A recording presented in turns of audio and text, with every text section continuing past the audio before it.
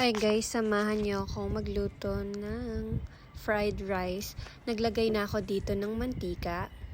Pinainit ko na dito yung kawali. Next naman nating papainitin is yung mantika.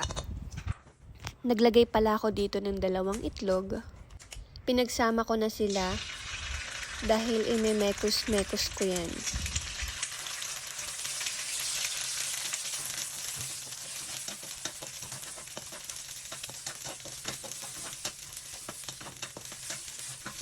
Ayan, habang minemekos-mekos ko siya, isinat aside ko na rin siya. Dahil luto na yung itlog. Maglalagay naman tayo ngayon ng margarine.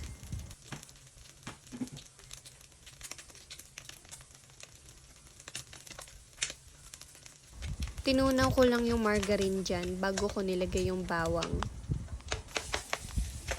Paglagay ko ng bawang, hindi ko siya ganun kalulutuin. Dahil yun ang gusto ko.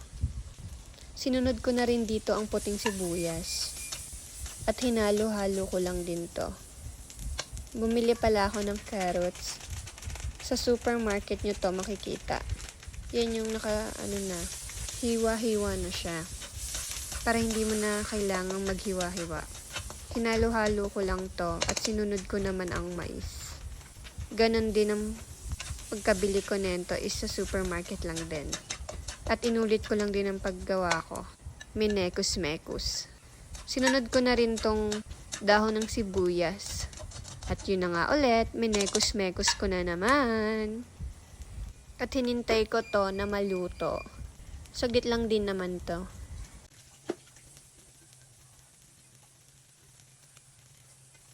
At sunod na ginawa ko, nilagyan ko ng oyster sauce.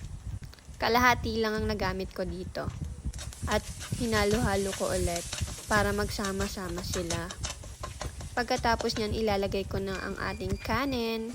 Mas preferred natin dapat ang bahaw dahil mas masarap kapag bahaw. Hinalo-halo ko lang din ulit to para magsama-sama sila ng kanyang mga member. Hala, nilaro. Ayan, medyo buo-buo siya dyan kaya dinudurog-durog ko, pinipiga-piga ako. Ano ba yan? Fast forward. Nilagay ko na rin pala dito yung dahon ng sibuyas. Dahil may natira ako kanina. Sinadya ko yun na ilagay talaga sa huli. Ayan, nanoano ko lang dahil nga may pagkabuo-buo pa talaga yung kanin natin.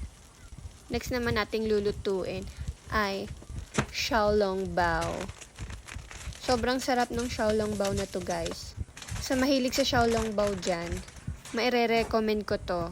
Kasi ako, lagi talaga ako kumakain ng xiaolongbao kapag pupunta kami sa restaurant sa Modern Xiang. Syempre, hindi naman pwedeng lagi na lang pupunta dun, diba? Kaya naghanap talaga ako ng mabibilhan niyan. At nakakita ako sa Blue App. Napaka-legit. Napakabilis ng shipment. Napakasarap talaga din. Wala akong masabi. Tapos galing pa siyang Pampanga to Cavite, 'di ba? Grabe. Pero buong-buo pa siya dumating talaga sa akin. Kaya kung gusto niyo rin, follow niyo sila sa Blue App. Napaka-inam, food trading. Basta hindi ko na maalala. Pero ayan, iaano natin sa screen. At kung nag-enjoy kayo sa luto serye natin ngayon, please follow me. Thank you! Bye-bye!